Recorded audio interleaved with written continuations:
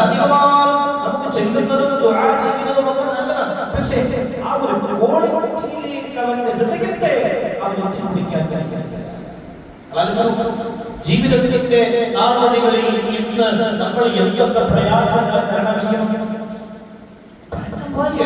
സാമ്പത്തികമായി, അവന്റെ പ്രതാപത്തിൽ, അവന്റെ സാമ്പത്തികത്തിൽ, അവന്റെ സ്ഥാനമാനങ്ങളിൽ, അങ്ങനെ ഒട്ടനേകം കാര്യങ്ങളിൽ അവൻ ടെൻഷൻ എടുക്കുകയാണ്.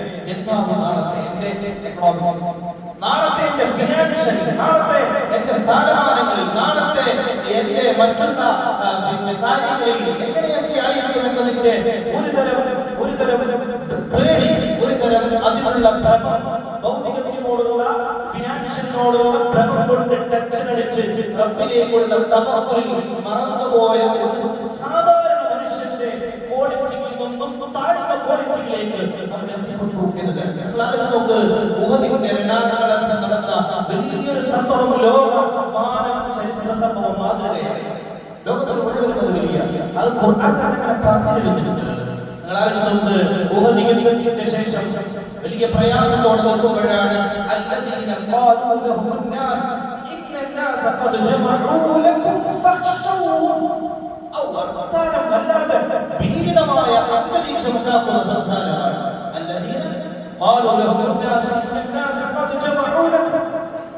ഈ സ്വഹാബ പരിശുദ്ധ റസൂൽ സല്ലല്ലാഹു അലൈഹി വസല്ലം തങ്ങളെ ആരെയാണ് നമ്മൾ മാതൃകയാക്കേണ്ടത്? പ്രിയപ്പെട്ടവരെ, ഈ ലോകത്ത് നമ്മൾ മുസൽമാനാണെങ്കിൽ അങ്ങനെ നമുക്ക് വിശ്വാസമുണ്ടെങ്കിൽ മാത്രം അവരോട് മാത്രമാണ് നമ്മൾ സംവദിക്കുന്നത്.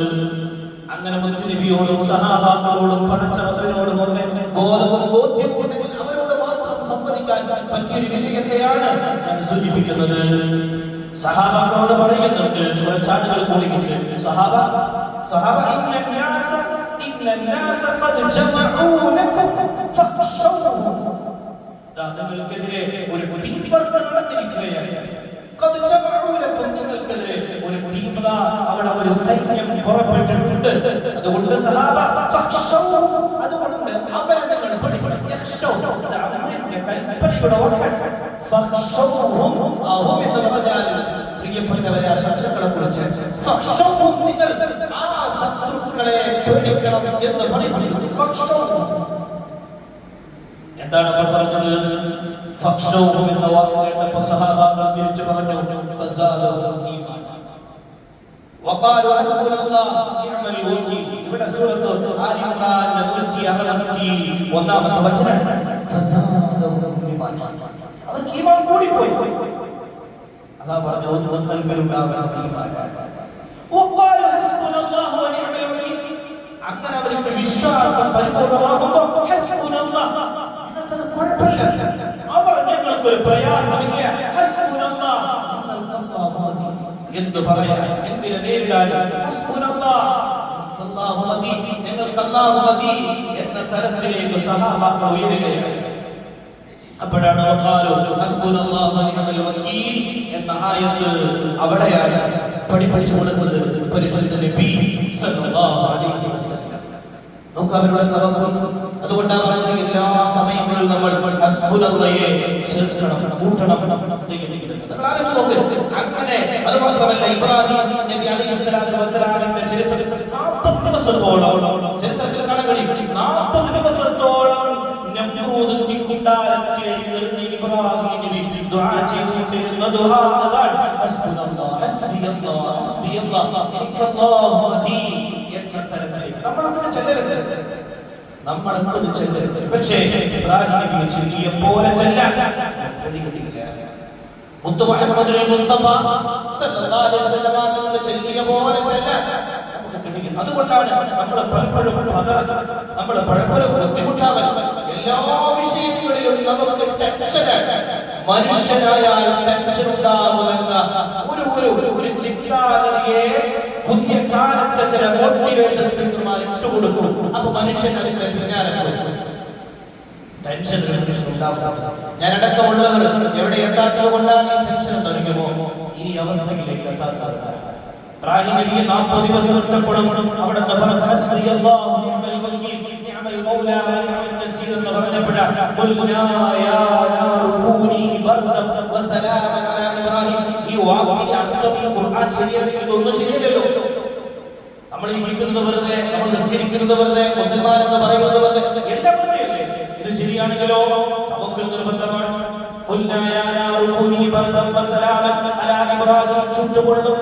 ചുട്ടുകൊള്ളുന്ന തീരെ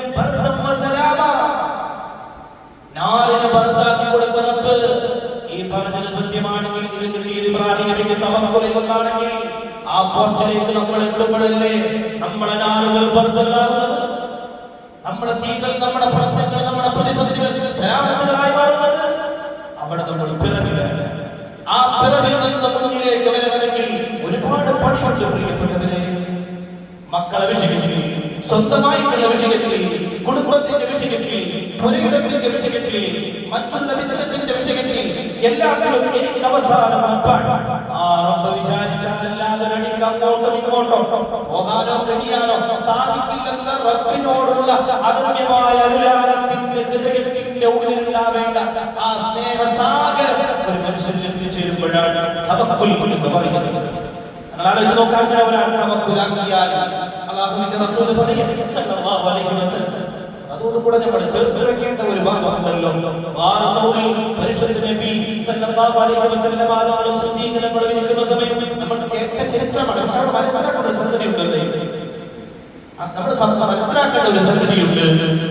അവിടെ മുഹമ്മദിന്റെ തല കൊയ്യാൻ ചുവന്ന ഒട്ടകം കൊടുക്കേ സല്ലല്ലാഹു അലൈഹി വസല്ലം.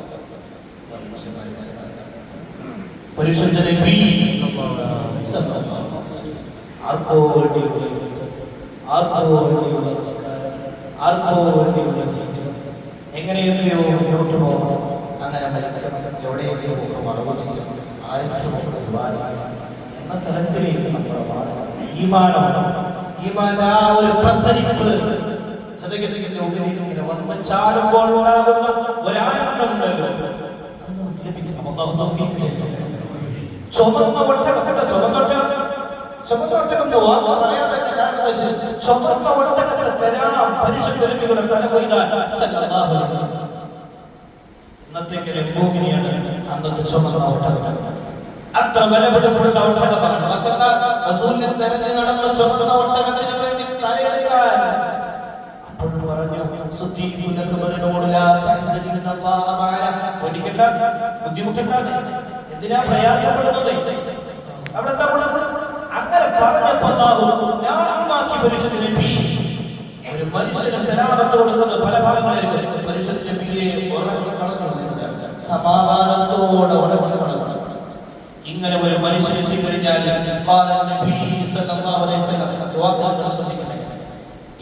നിങ്ങളെ എന്റെ ഹൃദയത്തിന്റെ ഉള്ളറകളിൽ മരിക്കുവോളം ഉണ്ടാകുകയും വീട്ടിലുള്ള തരുണീ മണികൾക്ക് പറഞ്ഞു കൊടുക്കുകയും ചെയ്യണം. അല്ലാഹു തൗഫീഖ്. വല്ലാത്തൊരു ഹദീസാണ്.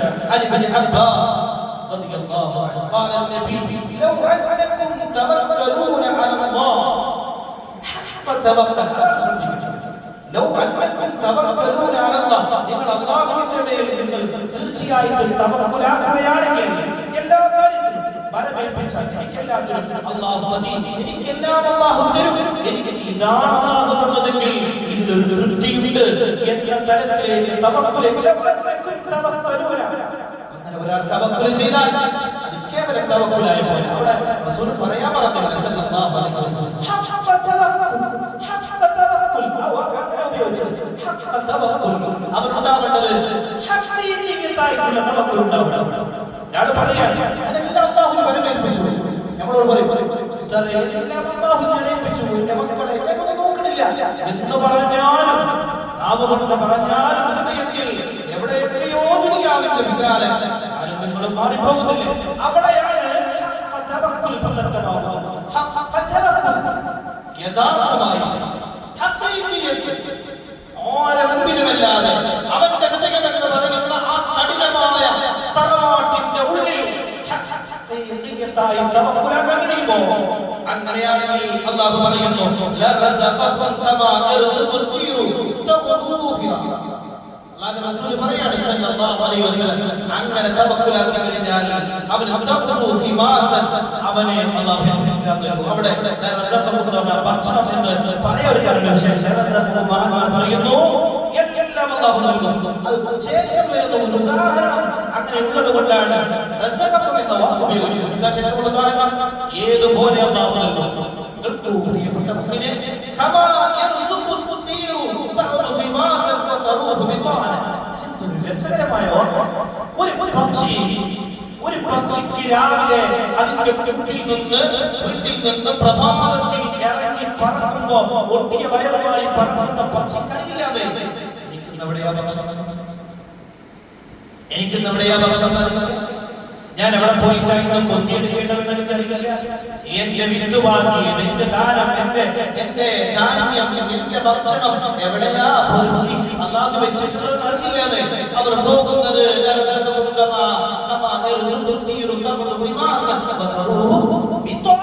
തിരിച്ചു വരുന്നത് പ്രദോഷത്തിൽ, അവൻ തിരിച്ചു വരുന്നത് വയറ് നിറഞ്ഞ പക്ഷി, ഒട്ടിയ വയറുമായി ലക്ഷ്യബോധമില്ലാതെ പറക്കുന്ന ഒരു പക്ഷി, എവിടെയാണെന്ന് അറിയാതെ പറക്കുന്ന ഒരു പക്ഷി തിരിച്ചു വരുമ്പോൾ വയറ് നിറച്ചുകൊണ്ട് വരികയാണ്. ഇതുപോലെ ഇവിടെ രണ്ട് കാര്യമുണ്ട്. ഒന്ന്, വീട്ടിലാണെങ്കിൽ വെറുതെ ഇരുന്നാ പഠിച്ചോണ്ടിരുന്നല്ല.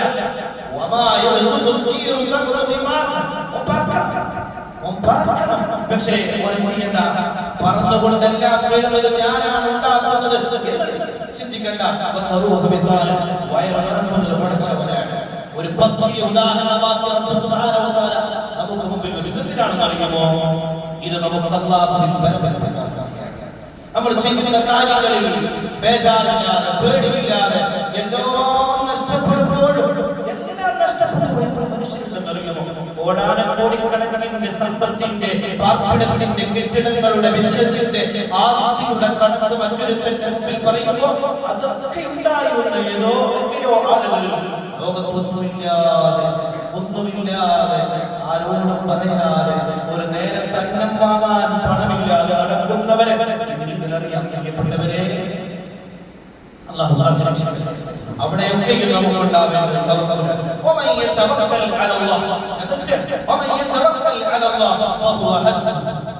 ഒരാൾ തവക്കുലാക്കി കഴിഞ്ഞാൽ, ഒരാൾ അല്ലാഹുവിൽ തവക്കുലാക്കി കഴിഞ്ഞാൽ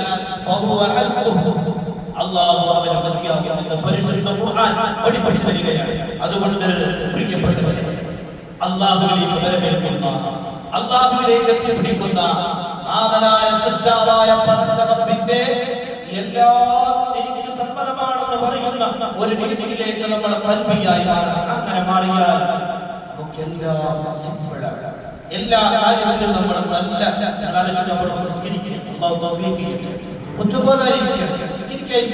പക്ഷേ നമ്മുടെ മനസ്സ് വേറെ എവിടെയോ ആവാം. അല്ലെങ്കിൽ നമ്മൾ നിസ്കരിക്കുന്ന അല്പനേരമെങ്കിലും നമ്മൾ ചെയ്യുന്ന പ്രവർത്തനത്തിൽ എത്രയോ നേരത്തെ 10:15 ആളുകളുണ്ട്. അവിടെ വന്നിരിക്കുന്ന നിമിഷങ്ങൾ എന്ന് പറഞ്ഞിരുന്ന ഖുതുബ കേട്ട് 2 റക്അത്ത് ജുമുഅ നിസ്കരിച്ച് ചെറിയ ഹജ്ജാണ് ഈ ജുമുഅ എന്ന് പഠിപ്പിച്ച പരിശുദ്ധ നബിയെ ആ രൂപത്തിൽ മനസ്സിലാക്കി നിസ്കരിച്ച് ദുആ ചെയ്ത് ഇവിടെ നിന്ന് കണ്ണിൽ നിന്ന് പുറത്തേക്ക് കാല് വെക്കുമ്പോൾ അവന്റെ ഹൃദയത്തിന്റെ ഉള്ളിൽ നിന്ന് അരുളാകണിയണം. ഈ നിസ്കാരം ഈ ജുമുഅയൊക്കെ സലാഹിയത്തുള്ളതാണ്. ഇതൊക്കെ സഹിയാണ്, ഇതൊക്കെ സലാഹിയത്തുള്ളതാണ്, ഇതൊക്കെ സ്വീകാര്യമാണ് എന്ന തലത്തിലേക്ക് ഞാൻ എന്റെ ജുമയുടെ സ്റ്റാറ്റസ് എന്താണ്? എന്റെ നിസ്കാരത്തിന്റെ, ഞാൻ ദുആയിൽ പങ്കെടുത്ത് പഠിച്ചപ്പോൾ എന്റെ ദുആയിന്റെ സ്റ്റാറ്റസ് എന്താണ്? എപ്പോഴും നമ്മൾ ചെയ്തിങ്ങനെ പോവാൻ, വീട്ടിൽ പോയി പെണ്ണുങ്ങളോട് ജുമയ്ക്ക് പോയി എന്ന് പറയാനല്ലാത്ത രീതിയിലേക്ക് നമ്മുടെ സ്റ്റാറ്റസിനെ, ജുമയുടെ സ്റ്റാറ്റസ് എന്താണെന്ന് വിലയിരുത്തണം. ജുമ മാത്രമല്ല, എല്ലാം അങ്ങനെയാണ്. അങ്ങനെ നമ്മുടെ ഇബാദത്തുകളുടെ സ്റ്റാറ്റസിനെ വിലയിരുത്തുമ്പോൾ മനസ്സിലാകും നമ്മൾ എവിടെയൊക്കെയോ പരാജയത്തിലാണ്. അതുകൊണ്ട് മുന്നിലെത്തണമെങ്കിൽ എനിക്ക് സർവ്വാധിനാഥനായ അല്ലാഹുവാണ്. അതുകൊണ്ട് 2 കാര്യം കൽബിലുണ്ടാവണം. ഒന്ന് ഈമാൻ, രണ്ടാമത് തവക്കുൽ. അല്ലാഹു ഈമാൻ നിറയുന്ന കൽബും ആ ഈമാൻ നിറയലോടുകൂടെ തവക്കുലിലേക്ക് എത്തിപ്പെടാൻ കഴിയുന്ന നല്ല സൃഷ്ടികളുമായി ജീവിക്കാൻ അല്ലാഹു നമുക്ക് തൗഫീഖ് ചെയ്യട്ടെ. അവസാന കോടതിയിൽ എത്തി നമുക്ക് വേണ്ടി മലക്കുകൾ രചിച്ചു വെച്ച കിതാബിനെ തുറക്കുമ്പോഴെല്ലാം വെറുതെയായി വെറുതാവിലായി എന്ന് പറയുന്ന തലത്തിലേക്ക് കാണുകയും കണ്ണുകൾ നിറയുകയും ഖേദിക്കുകയും